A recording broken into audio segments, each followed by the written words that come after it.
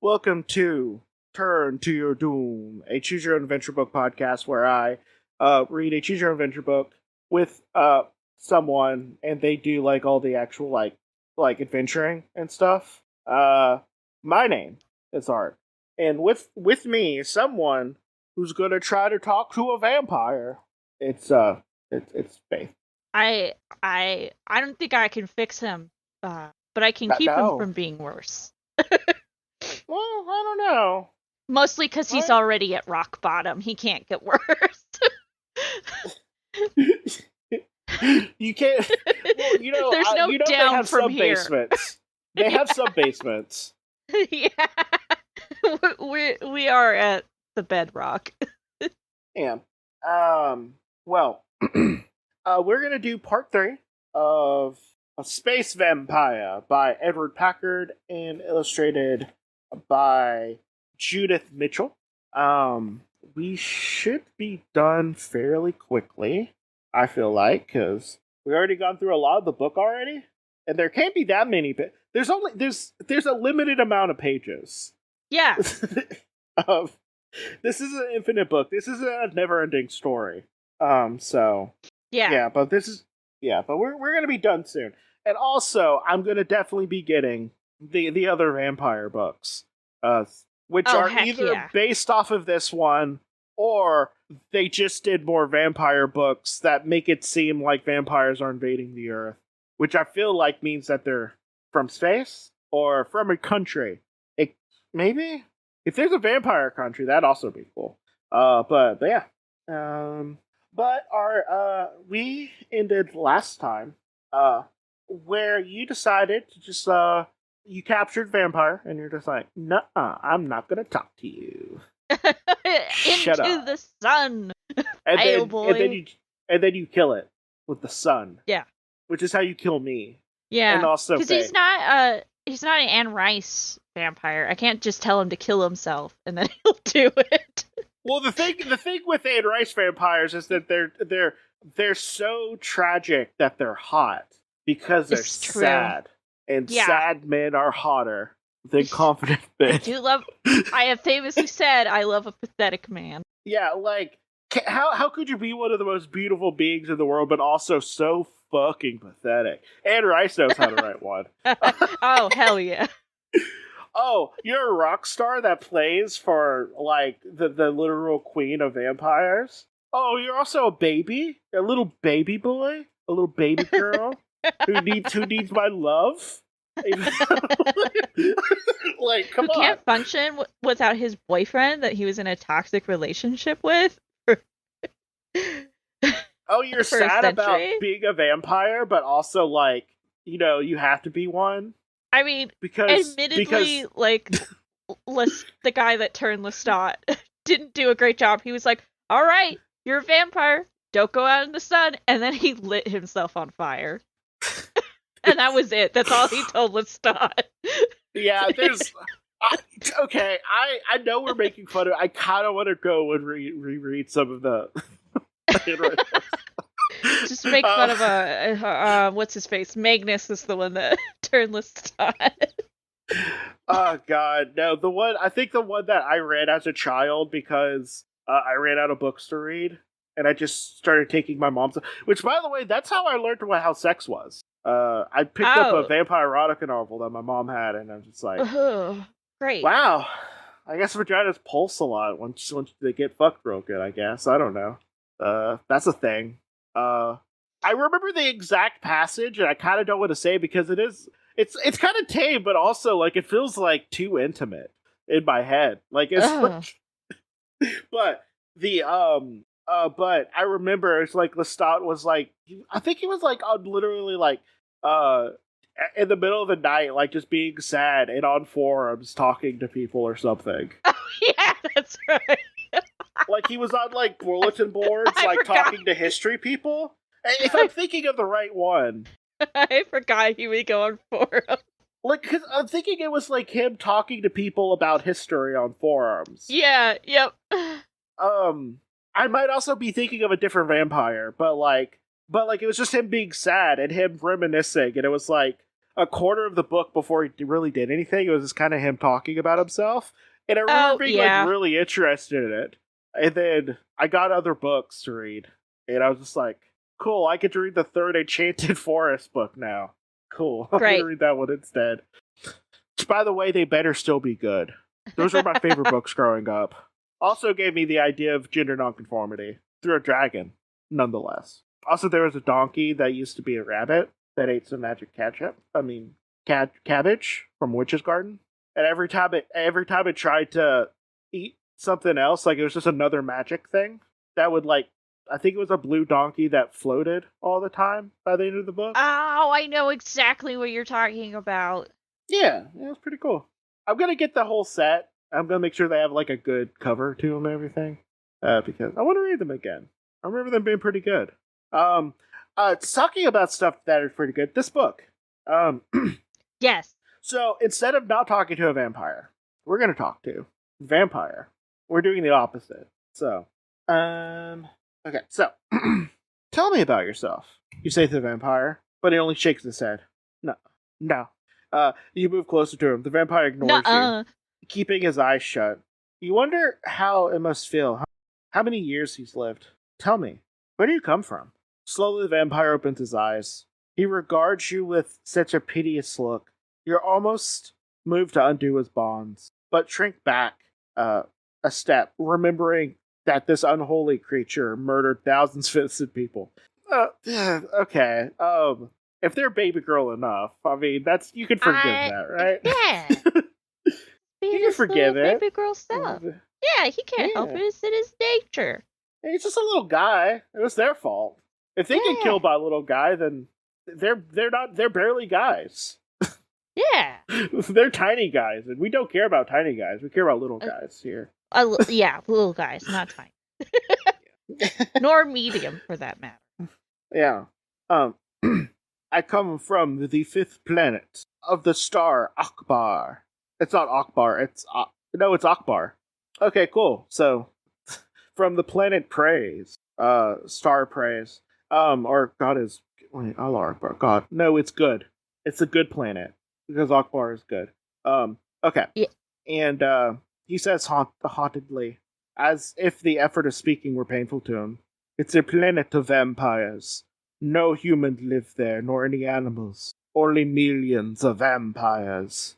We do not need animals or people. The ocean is made of blood. You gasp at this news. How many vampires have visited our solar system? The vampire presses his lower lip between his silvery cheek. He's really trying. He's trying the baby girl act right now. Oh, I am not gonna lie. It would work on me.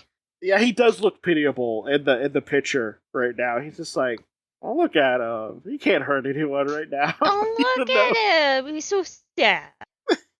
The vampire presses lower lips between his lower lip between his silvery teeth. I am the only one left. The others have died in the light of the sun. The earth is not a good place for vampires. We should have never left home. A single tear trickles down his cheek. Oh my goodness. Okay, now he's really hamming it up. You're astounded. You never imagined that these evil creatures could have such a human emotion. Yet the thought of a whole planet teeming with vampires bothers you. Will other vampires set out for Earth? You ask. The vampire nods, a very slight nod, as if he had no interest in your question. Turn to page 101. This has changed. This book has changed. Damn. So much. What is happening? This is like, what's going on here? Yeah. What are you trying to do, buddy? Trying to make me feel bad? Yeah. You're too late. I feel bad all the time. That's my secret. I'm always depressed. I always feel bad. You know how some people with autism have a hard time with empathy? I don't. For the first time, the vampire looks at you in your eyes. The other vampires will come. They want to see Earth, for they believe it's a lush planet. They do not know that on Earth they can never show themselves in daylight. The vampire voice raises as he speaks. He seems overwhelmed by emotion. They will come. They will come unless I warn them. You must warn them. The words spill out of your mouth without even thinking. The vampire shakes his head. By the time I get there, it would be too late. Maybe not. The only chance is, as a vampire talks, his voice trails off. You lean closer, but you can't hear the rest of what he says. Perhaps his strength is leaving him because your spaceship is getting close to the sun. If you lean in even closer to hear what the vampire is saying, turn to page 54, and maybe, I don't know, go to the Get a Brain department. Like, yeah, like what? If you tell the captain what the vampire says, turn to page 69. If you continue to stand guard, turn to page 39. I'll go tell the captain. Okay. We're like, this vampire is saying some crazy stuff. What do we do? Do you know about this vampire planet? Also, oceans of blood. Also, one species that seems iffy. Just like on a scientific I feel like he's level. lying. I feel like I feel like he's lying, but you know. Blood whatever. Ocean? What is this? Iron Lung? Oh well, Blood Ocean is actually a Metalocalypse song. Oh yeah. So, if I remember, it's a pretty good song. Yes. You went to the control room. Captain, the vampire told me. You left him? Jack, take the helm. He rushes past you to the corridor. Where'd you leave him? He yells over his shoulder. In a few seconds, the consequences of your actions are clear. In a spot where the vampire was standing, all that remains is a pile of Illyrium wire. With no one to weaken him with the stun gun, he was able to break loose. Back to the control room, the captain yells. I forgot we were the only ones there. Yeah. It's almost as if this vampire glamored you. And that's why you weren't supposed to talk to him. Yeah. I didn't know why you did pick that up, Faith. Maybe it's because you like the vampire, because he's so baby girl. He is a baby girl. A few moments later, you and Captain Field reach the bridge. Your heart sinks. Jack and Serena are laying on the floor, blood trickling from their necks. The vampire's bent over the main console. The captain races for the controls with his hands outstretched. You know his goal. The switch is to raise the sun filters. If he can reach it, the control room will be flooded by brilliant sunlight. The vampire, seeing his purpose, moves with lightning speed. And in a moment later, the captain too lies dead. Turn to page 73. You stand alone against the monster, and there's no way you can reach this switch controlling the sun filters. You grab the only weapon at hand, a fire axe. You raise it. The vampire charges. You know you can easily dodge the axe. So instead of waging a futile battle against him, you hurl the axe against the main control panel, turning it into a sizzling, smoking mass of wires. Locked the course for the sun, you shout. There's no way you can change it. No! A bellow escapes the vampire's rubbery lips. He rushes towards the controls, his huge dark eyes blazing with terror. Also, you know, you can see a little bit of humanity in there, Faith. You know, maybe you should help him. Nah, we will let the sun god sort this out. Raw, judge him. You race for the sun filter switch at the same time, leaping over the captain's body. The vampire turns and lunges and grabs one of your ankles, digging his claw-like nails into your flesh. You come a little. I'm joking.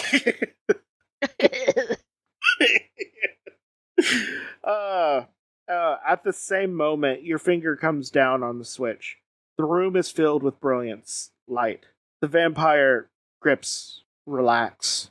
You wrench free, turning to watch with mixed horror and relief as the monster slowly shrivels away until nothing is left at all.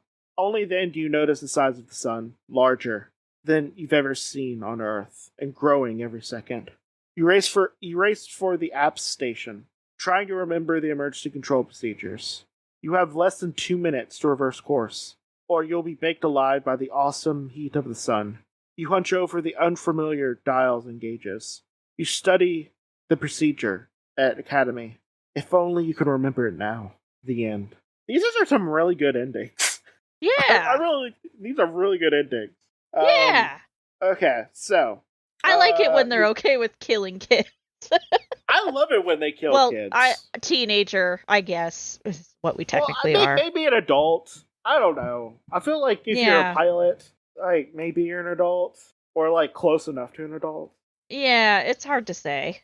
I love it when they're willing to kill the youth. Yeah. Okay. Do you want to go for the obvious end? Yes. Okay. So you're leaning. You're leaning in. Oh no! Leaning in. My neck is all exposed. Though your ear is almost a foot away from his mouth, the vampire is securely bound with Illyrium wire. His athletic ability is greater than you realize. In a flash, he stretches his neck further than any human could. His mouth strikes you with the speed of a cobra. Its long, curved teeth sinks into your neck. You struggle a moment, like a rabbit seized by a hawk. Oh, sorry. I'm sorry. One moment. Okay. I was gonna make you want to die for a moment, babe. And I stopped myself because I realized I would also have to jump out a window after doing it. Then fall limp as the vampire eagerly drains your blood. Your last act is to give a little cry as a vampire. His strength, redoubled by food, breaks his bond. The captain and rest of the crew will be his next victim, and he will be on Earth, feasting at will. The end. I mean, there's more people than Will. I mean, that's just one person. Yeah. I mean, I feel like you probably feast on, like, Jim, Robert. Yeah. Evan, Susan. I mean, there's so many people. Yeah. Mike. Okay, this is if you just continue to guard him. Yeah. It's also a name. You're like, that's real sad, buddy. And then you just keep standing there. Wow. That sucks. Okay. Yeah, man, that's a real shame. The bloodthirsty vampires that you know. You stand fast, determined to follow the captain's orders and not let yourself be tricked by the vampire.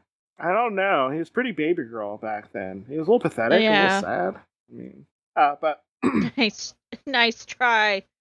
Normally, I would fall for the baby girl act, but too hungry. I'm gonna go take a nap. I'm a little tired. I'm a little tired, honestly. Princess. Honestly, princess, I'm a little tired. A little tired. You won't be getting Discord Nitro from me this month. You did play duos on Overwatch 2 with me the other day. Why would you play Fortnite with me? Okay. Like, we'll let you live, but you have to be my boyfriend and play Fortnite with me. He's like, I would rather choose death. The minutes go by, and the others will arrive soon to take the vampire to the control room. You have performed well, he says in a firm, clear voice. Another trick, you think, and say nothing. You have defeated me. You have a great future in the Space Force, he continues. More the same, you think. Still say nothing. I'm about to die. I only have one thing I can leave behind, the vampire says softly. I shall leave it with you. Say, bits of knowledge. A large collection of National Geographic. Yeah. You dare not look in the vampire's eyes, but you're too curious to resist what asking. What is this knowledge? As you speak, you hear a voice of your crewmate approaching. The vampire does not reply. The vampire snaps elysium thongs onto his legs. You and the others carry the helpless creature towards the control room and whisper, "What knowledge?" The vampire remains silent. Soon you're all assembled in the control room. The captain moves the sun filter switch. A few moments later, this room will be flooded with a brilliant sunlight, and the vampire will die. You look directly into the vampire's cold black eyes. At last he responds, "As so long as you deny their existence, so long as you refuse to believe in them, no vampire shall ever touch you." The sun shines in and sees no more. Are they pixies? It's like voodoo. Yeah. What? Is this like voodoo, where it only works on you if you believe in it? Maybe. Is he a tulpa? Yeah. What the fuck? What's going? What? I feel like that's just like he's trying to do like the, if you stand still in front of a black bear, it won't attack you. Oh, yeah. Yeah. No, you're supposed to be big. Uh-huh. Wait, which one will eat you? Which one do you need to be big and loud, and which one do you need to stand still? So bears you have to stand still. Mountain lions you have to be big. Well, no, there's a bear that will just attack you if you stand still. Oh, I'm sure it's black bears. Is it grizzly? No, black bears are more. I think black bears are the more calm of the two. Actually, not. What is it like? But one of them will hurt you, and the other one won't. If you stay still. I mean, any bear will. That's the problem. Any bear will attack you. No, but one of them you are supposed to be loud, and one you're not supposed to. Like it's no, you're not supposed to be loud with bears. No, one of them. I swear to God, I was told supposed to just something. Leave. No, as quietly as you can. One of them will attack you if you're quiet, and one won't. Right? No. Then why is there bear whistles and stuff? There's bear bells and stuff. So that they can hear you if you're coming down the trail, and it'll scare them off. No, you're lying to me. You want me eaten by a bear? No, I take be bear-aware Girl Scout by a bear. Because most of the time, bears attack because you've accidentally snuck up on them. I'm not sneaking up on bears. No, you don't mean to. But yeah, you're supposed to just leave as quietly and as fast as possible. No, okay. One of them. Okay, this is wait. This is National Park Service. Okay, I'm looking this up. Okay. Check bear encounters. Okay. You're supposed to gentle parent it apparently by talking calmly. So they know that you're human and not a prey animal. Explain to it. Explain to it. Like wave your arms and stand your ground slowly. Help the bear be like, "Hey, I'm a human. Don't eat me." And it's apparently a standing bear is curious but not threatened, and you're supposed to stay calm. This is a brown bear. Brown bear. Pick up small children immediately and throw them at the bear and leave them.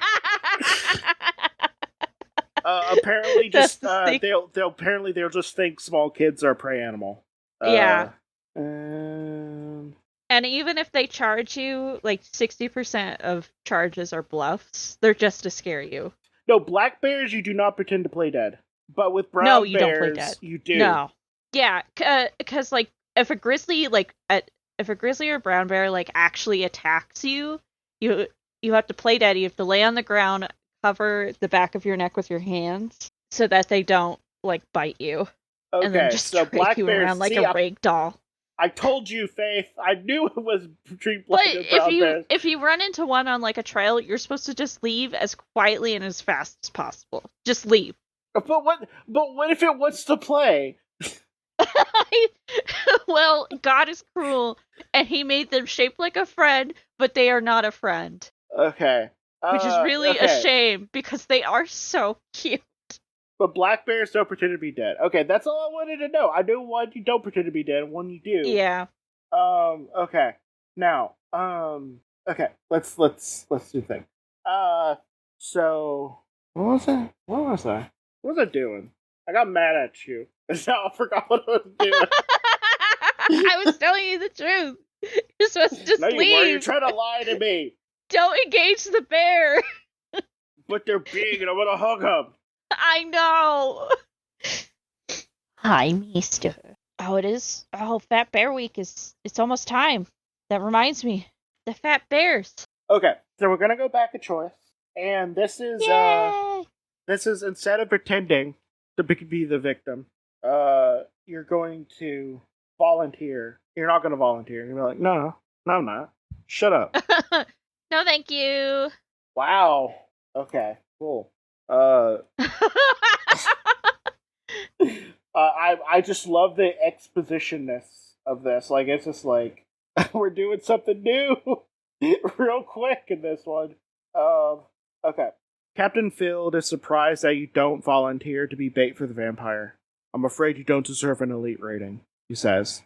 He orders you to be transferred, and a few days later, you report... Bitch, I want to live! You report to the you adjutant for reassignment, adjutant for the reassignment for your new post. A middle-aged man with a long, thin face and thick spectacles. He hardly looks up from his desk. Well, Osprey, he says as he leaks through your record. You were a top pilot in your class. Too bad you couldn't stick with the team. You showed a great interest in planet exploration. The adjutant takes off his glasses and looks up as if to see if you fit the description on your folder. There are 2 posts you might be interested in. One is aboard the Caliban, a spaceship whose next mission is to explore a newly discovered planet in the Akbar system.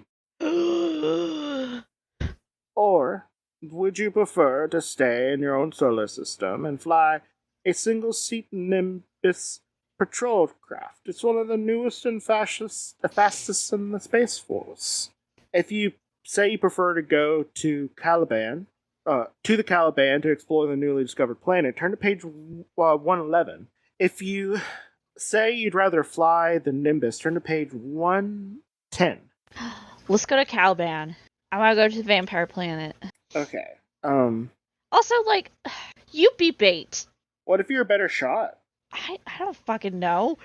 That's the problem. No. What if you're a better shot? Like, what if you're a better shot and you could guarantee you'd hit the vampire with the... Oh, if I knew that, then yes. Yeah, like why doesn't someone else be the bait? Yeah. Yeah, exactly. Whatever. Oh, interesting. Okay. So you go to the Caliban. 3 weeks have passed since you boarded the Caliban, a Class A transstellar transportation ship. You're cruising in hyperdrive. In less than 2 Earth weeks, you covered most of the 18 trillion miles that separates Earth to the planet Akbar. Only a few months ago, the United Planets monitoring system detected a pattern of radio waves that could only have been made by intelligent creatures.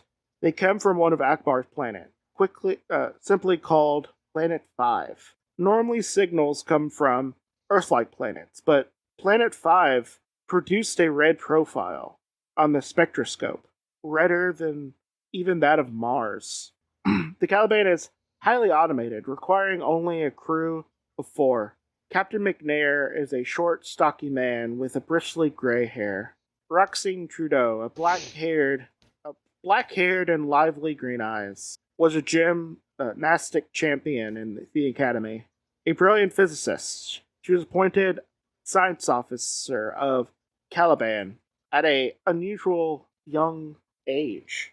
The 4th member of the crew is an old friend of yours, Dr. Nira Vialdi. Is that the same one? It is. Oh!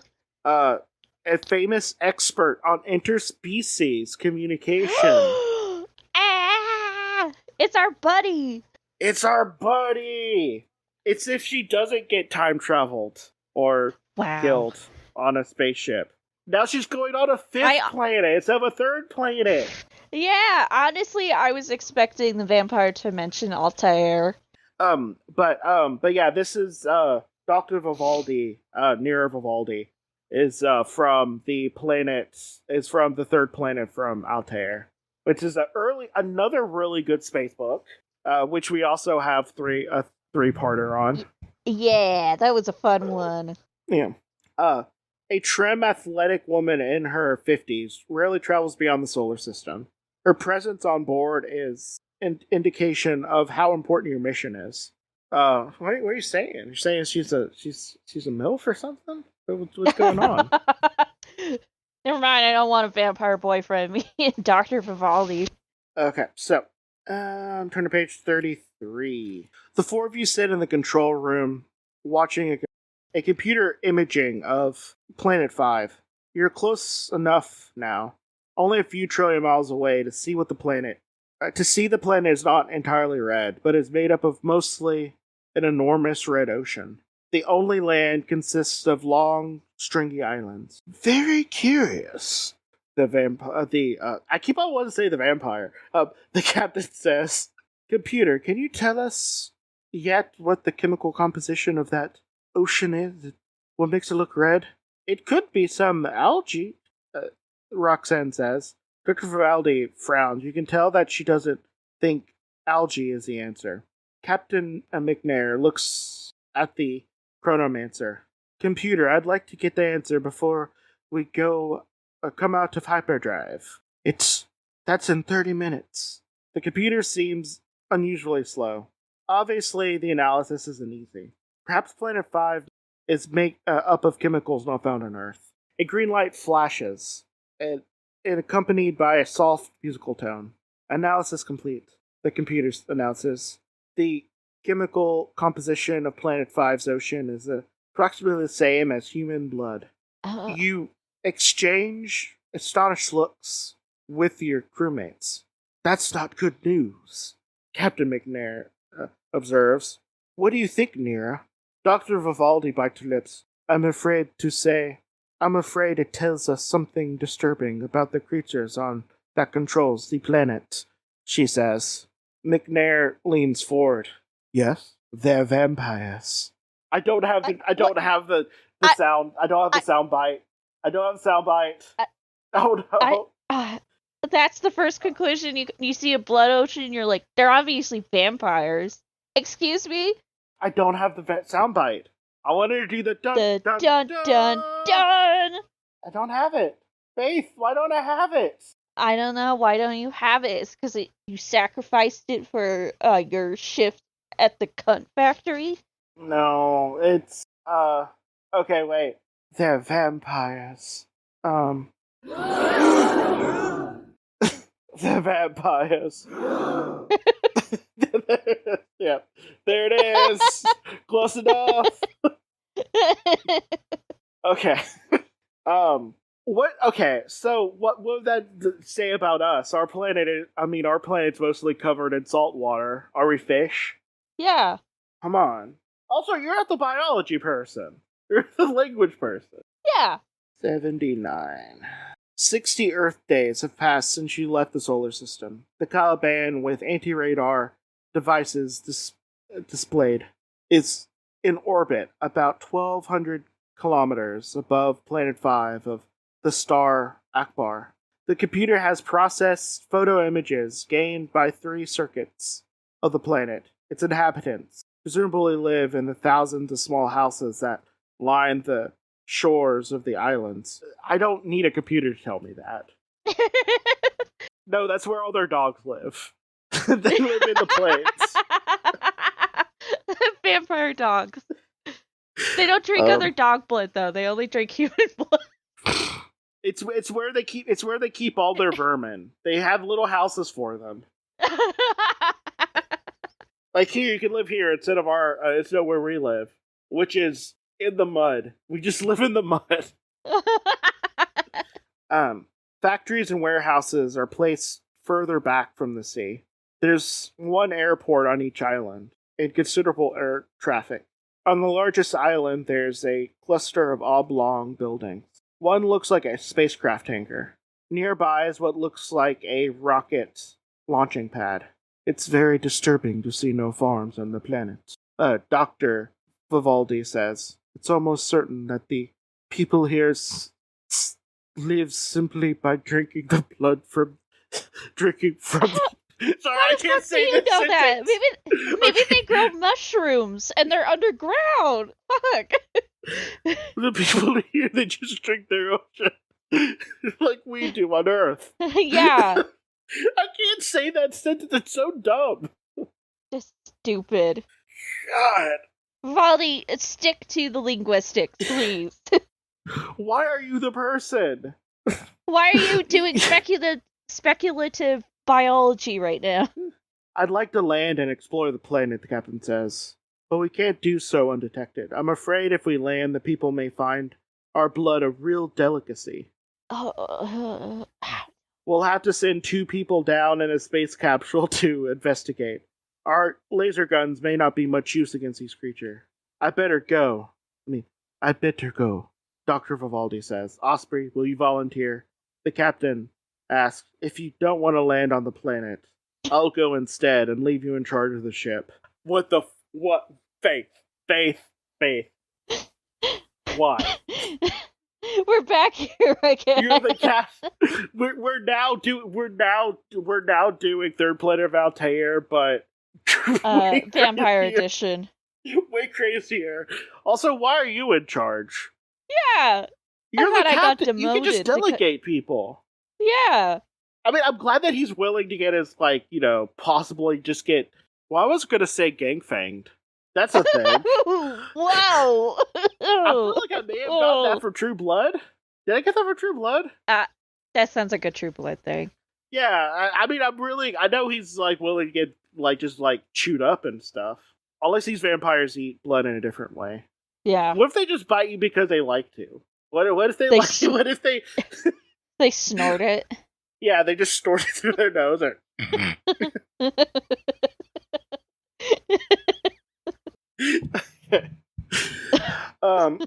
There's some speculative biology for They don't have mouths. I hear that the way they eat blood is they just lay on it and just absorb it through their skin. Yeah, it's through osmosis. They have to wiggle though. They have to wiggle like worms on the blood. Oh my gosh. Okay, but we're writing some groundbreaking vampire lore right now. Oh, do you wanna all the suckers are on their side, but if they're so they have to just they have to wiggle on it. Yeah. I'll go down to the planet. I want to see these vampires. Okay, so you don't say nuh-uh. You say uh-huh. Uh-huh. Okay, so you and the MILF. Let's go. Exactly, that's where the MILF is going. I need to come along to make sure she's safe. Yep. You and Dr. Vivaldi glide toward the surface under cover of night. Are you sure that's a good idea? Night? Be like a vampire thing? It's fine. It's fine. Why not during the day? It's fine. Why not during the day? That's the nighttime for vampires. What if it's always nighttime? Well, then why would they specify it's at night? I don't know. I feel we can only go when it's dark because there's no light. I just feel like you would go at the brightest time of day. It's just the opposite. Yeah. But, you and Dr. Vivaldi glide towards the surface under cover of night. You set your space capsule a few hundred feet away from the rocket launchers. We're maneuvering it into a grove of trees where it's not likely to be observed. There's no moon. Planet 5 has none. The only light comes from the nearby rocket station.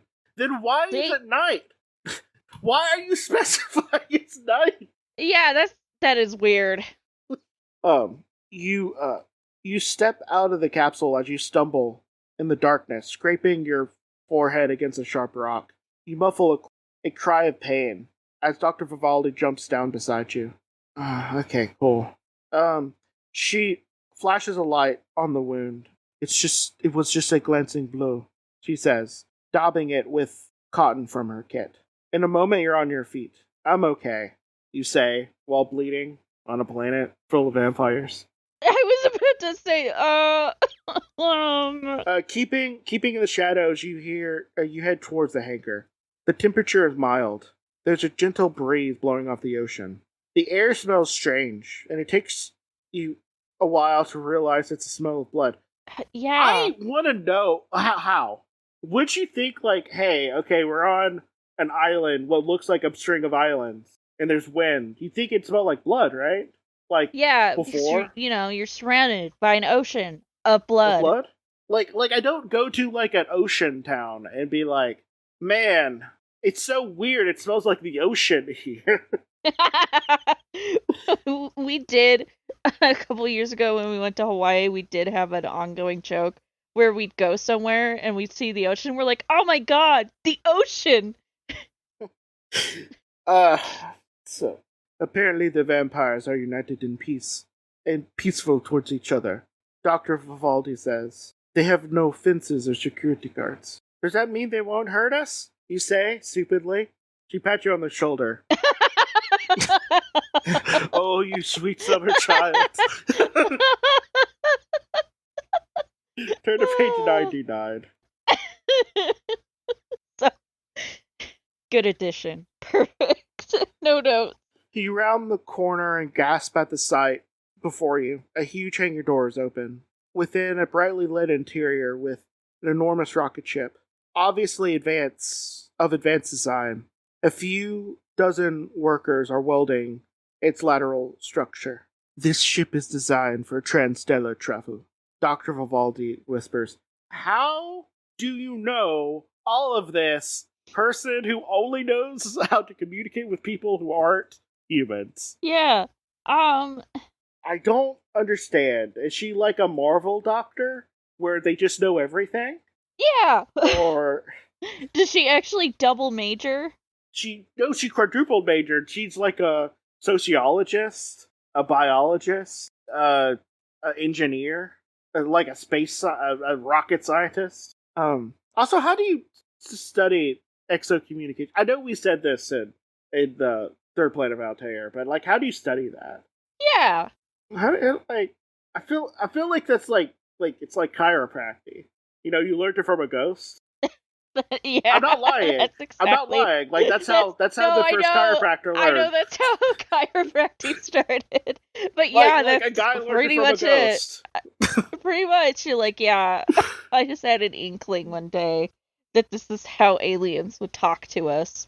Yeah, but okay. It's like, okay, that's better than anybody else has got. A worker is heading towards you. From your hiding place, you get a look at him. He's human-like, but exceedingly pale, with a milk-white skin, and straight black hair that glistens as if it was slit back with oil. His upper lip bulges as you can see a portion of his curved white teeth between his rubbery lips. Shout, what? Vivaldi! Dr. Vivaldi! What? Okay, sorry. Shall we try to capture him? Shall we try to capture him? Dr. Vivaldi says, or try to sneak aboard their rocket ship. No! None of that! No, you have to try one. No, if you want to capture... What the fuck? If you want to capture him, turn to page 86. If you want to try to sneak aboard the rocket ship, turn to page 114. Okay, I'm not going to engage in kidnapping, so we'll sneak aboard the rocket ship. Also, what are you going to do? He's going to yell out. Yeah, what do you have a force field? Polly, what? Do you have a force field generator and Illyrium bands? And stun guns? So many things. So many things. Vivaldi, you psychopath. Like, you said the two worst things you can say.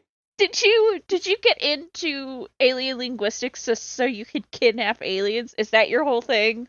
You and Dr. Vivaldi continues towards the great hulking rocket ship, staying in its shadow. The vampire workers are obviously absorbed by a problem with their equipment. The main hatch is not far away. You work your way towards it. On Earth, you would never be able to reach it. There'd be too many security guards and electronic sensors. Earth people would be on the lookout for intruders, but here there are no enemies. How do you know? Even on, like, what fairly peaceful people, there's still people who have beef with each other for no reason. Yeah. Like, that's not even just human nature. That's just people nature in general. Within cat colonies, there are just some cats that just have beef with another cat for some reason. Yeah, for no reason. They just want to fight. Like this happens within almost every community that I could think of anyway that are microbial. There's just you get a bunch of dogs together and one of them likes another more than the others. Yeah. Okay. The vampires work with great concentration. So much so that you might walk almost in front of their noses without them noticing. You still take care to keep in the shadows and move as quietly as not a race of people. Why are you saying this book? It says Indians here. Which ones? First off, and why are they quiet? Huh? Yeah. You could say a mouse. Mice are pretty quiet, but yeah, as quiet as mice. In a few minutes, you reach the main hatch. There's no boarding ramp. Bottom of the hatch must be at least 6 feet off the ground. It may be too high, you say. We can make it. Gravity here is 20% less than on Earth. How do you know? Well, you probably can tell 20% is too specific. You could probably just say gravity is less here. She jumps and getting an arm hold inside the ship. You boost her legs and she scrambles inside. Then gives you a hand up after her. From inside the dimly lit spacecraft, you peer anxiously out at the vampire workers. It couldn't be more than a few million vampires on this planet, you observe. It's amazing they're able to build a spaceship. I just want them to observe something before they make bribes. Vivaldi, I am begging you. No, this is you. This is you. It. This is you right now. All I want is for them to observe something and not make broad sweeping judgments. I just feel like they're going too hard on on their first thought. There's a reason, as there is for everything. Dr. Vivaldi replies. The vampires, odious as they are, live peacefully among each other, and therefore can be much more productive. Of course, they are stronger in body and in will than normal mortal humans, but they also benefit by not having to waste time and resources making war or preparing to make war. Nor do they amuse themselves with expensive cars or gadgets. They wear no cosmetics. They do not drink alcohol. Okay, sorry, I gotta get through this first. We keep on saying the same thing. I just want them to not. I want them to not. We are gonna have to discuss this after we're done. Yeah, I want to is there an option to get on the radio and call the captain and be like, I changed my mind, I don't want to be with the MILF. Oh my god, she's about to say one of the biggest lies you can ever say. Oh my god. That's horrible. They do not drink or smoke or take drugs. Horrible as they are, with their death pale skin and dark hollow eyes. Would be racist as well. Bitch! They are as innocent as dolphins, except for their compulsive thirst for blood. Oh, okay. Okay, first off, they're as innocent as dolphins. They're as innocent as dolphins, which means they have a compulsive thirst for blood and sex constantly. Yeah. They fuck their dead prey because they feel like it. Yeah. They poke their noses into pufferfish so they can get high off their poison. Yeah. As Dr. Vivaldi is talking, you notice the vampires stopped working and are excitingly patting themselves on the back just like humans. They must have solved one of the problems they're working on. We gotta go. I turn to page 83. Oh my god, I love this book, but also they must, the people in this story must be world-class gymnastics, world-class gymnasts, because they jump and leap to so many conclusions. Everything she says is just unhinged. It makes and so presumptuous. What if she's a vampire? What if she's half vampire? Oh shit! She came from this. It all planet. makes sense now. Yeah.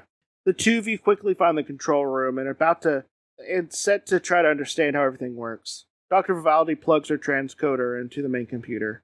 Scanning the onboard data, cracks the alien logistic codes. The controls are a lot like ours. I think this is an instant of parallel evolution.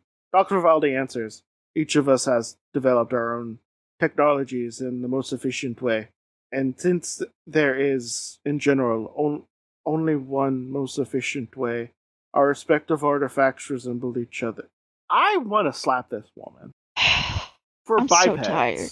For bipeds. I'm so and we're tired. not even, effectively... We're not built well, either. Bipeds are not built well. We're built better, And as evolution goes on, we're supposed to get better, but as we are right now, not great. Well, no, not even. As evolution goes on, it just means a dominant trait goes by. Like, just look at pandas. They're evolving to want to fucking die, and we won't let them. I love pandas, don't get me wrong, but, like, why can't we just, like, let them not fuck and just, like, die in peace, like they clearly want to? They went from being, like, super strong meat eaters that would, like, be able to rip things in half to things that can still rip things in half, but now they eat one of the least nutritiously dense foods in the world. They have to eat all day. Like, we have to take care of them like they're fucking toddlers. Yeah, it's like koalas are the same way. Like, why don't we... But we evolved to be better, persistent hunters, but we're still horribly built. Yeah.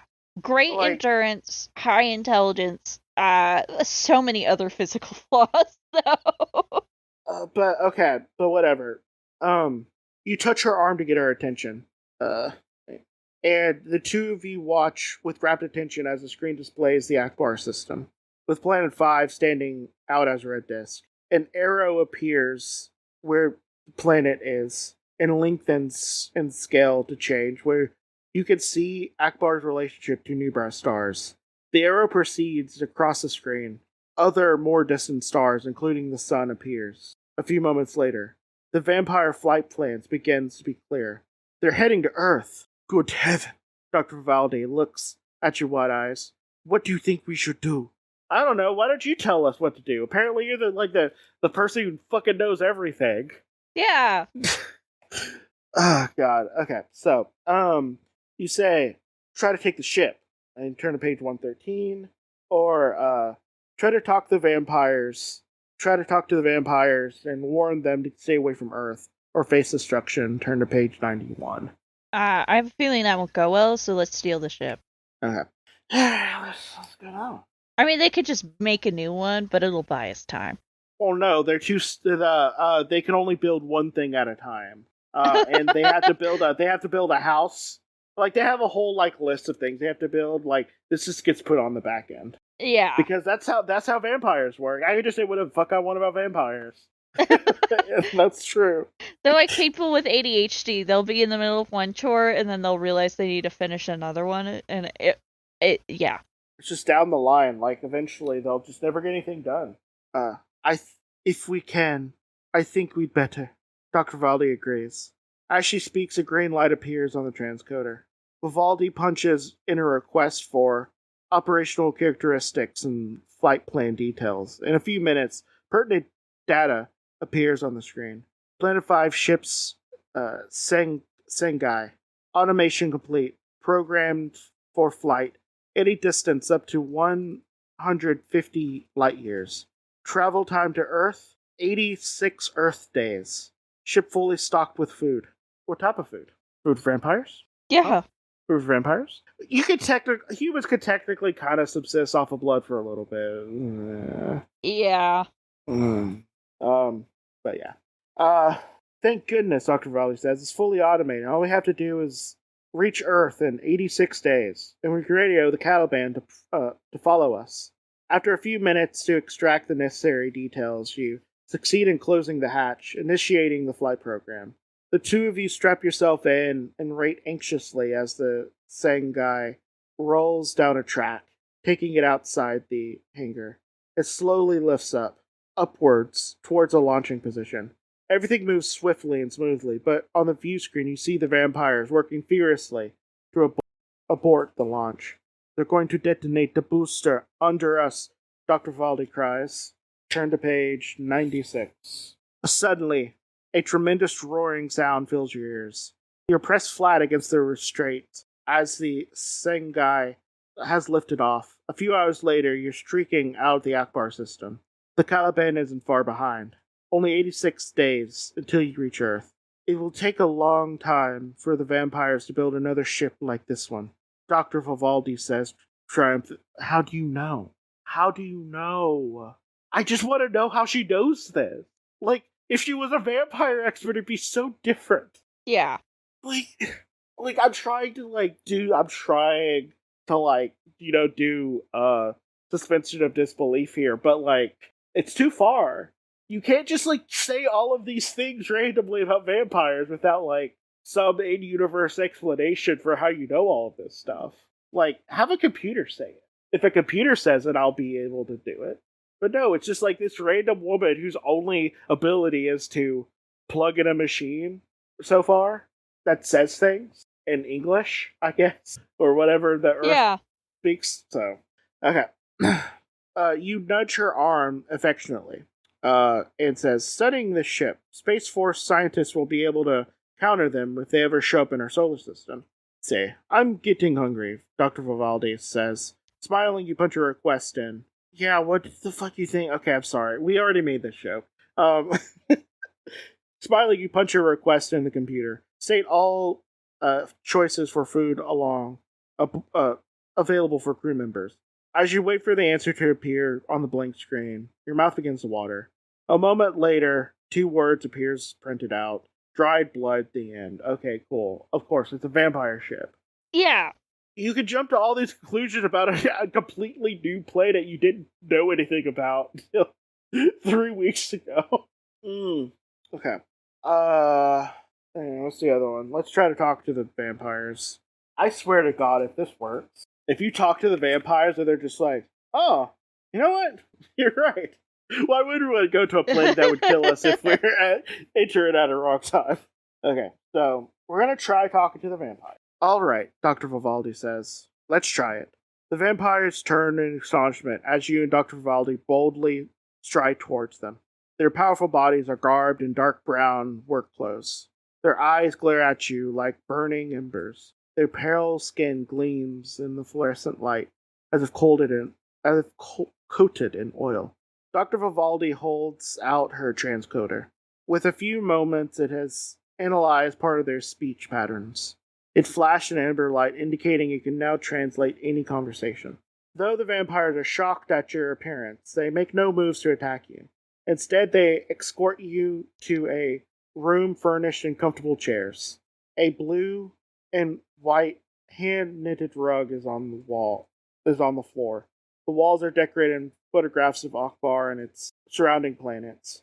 The vampires ask you to rate while their leader, Sangfroid, arrives. They offer you each a mug filled with blood from their ocean. No thanks, you say, as politely as possible. Dr. Vivaldi also declines the offer. Let's hope they don't think our blood is better than what's locally available, she whispers. Turn to the next page. Within a few minutes, a tall, older-looking vampire appears. His skin is bone white, so reflective it's giving off its own pale light.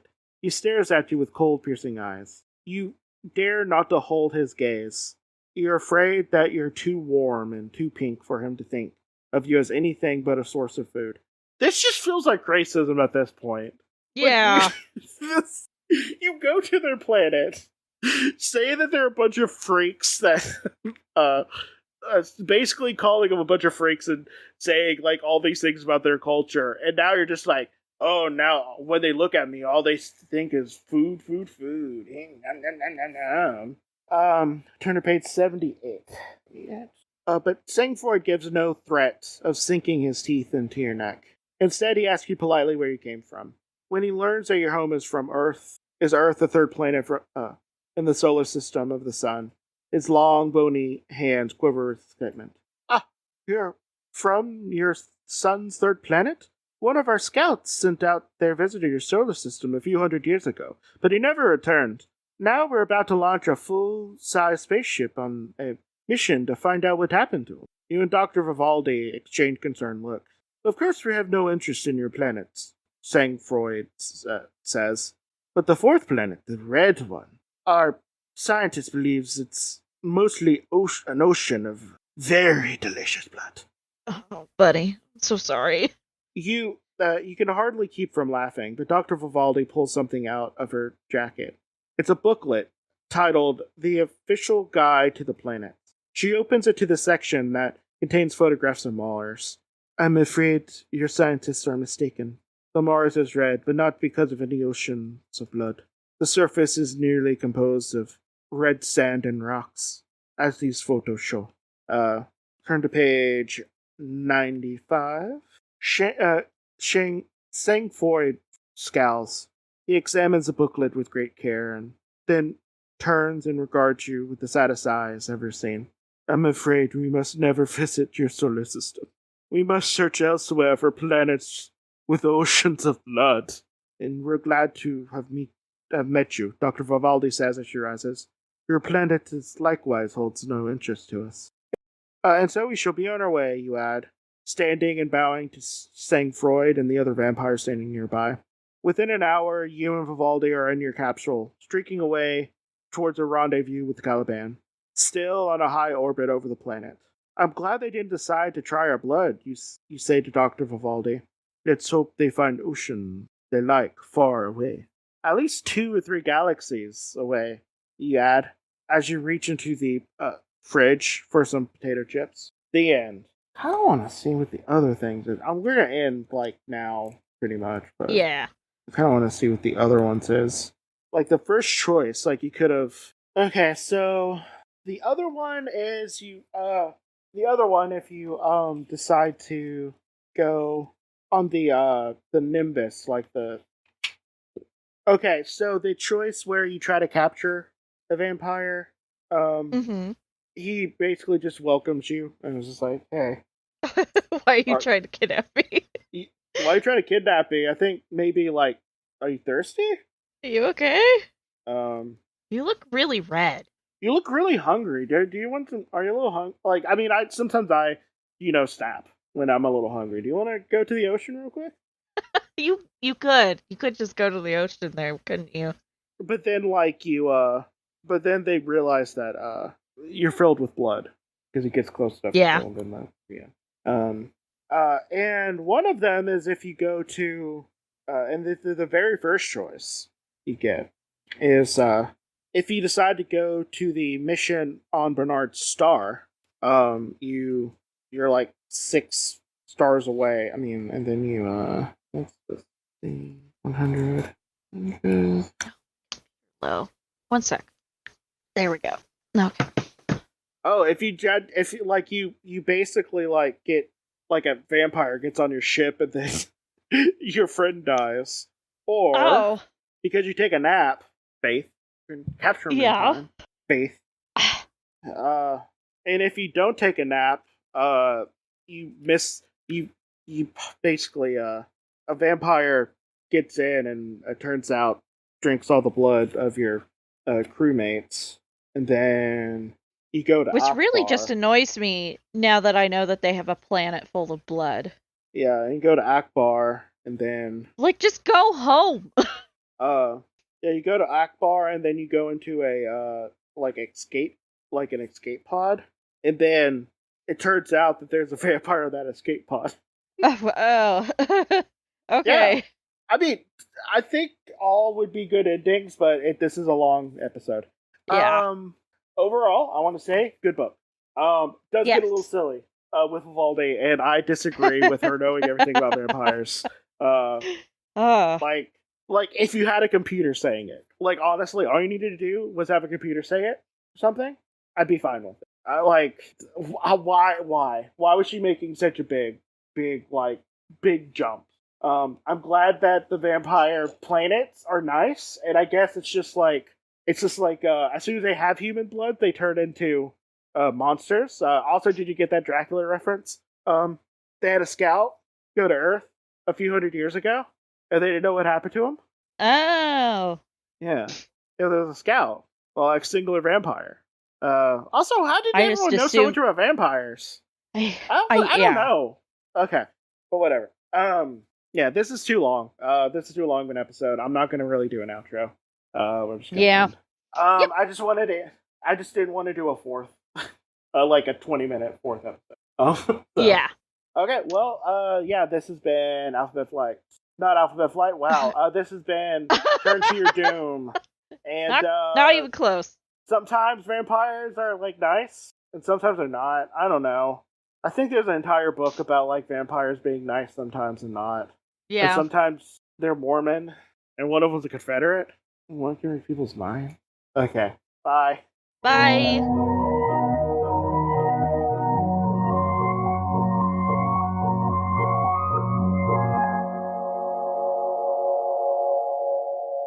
Good night, Mr. the Missile.